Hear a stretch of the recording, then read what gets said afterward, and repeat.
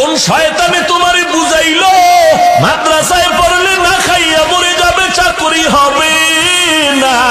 আল্লাহর কসম, আল্লাহর কসম, এই বাংলাদেশের জমিনে টুপিওয়ালা কোরআনওয়ালা কেউ না খায়া মরে নাই, বরং সার্টিফিকেট ওয়ালারা না খায়া বটগাছ তলায় চাকরিবিহীন কাঁদে।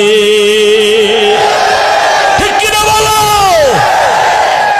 এরে পর্দার আড়ালের মা, ভালো করে শুনো, স্কুলে পড়তেও নিষেধ নাই, কলেজে পড়তেও নিষেধ নাই, তবে কোরআন কেন থাকবে না মুসলমানের অন্তরে?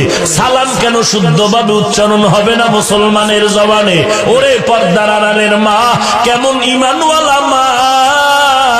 কোন শয়তানে তোমারে বুঝাইলো মাদ্রাসায় পড়লে না খাইয়া মরে যাবে, চাকরি হবে না? আল্লাহর কসম, আল্লাহর কসম,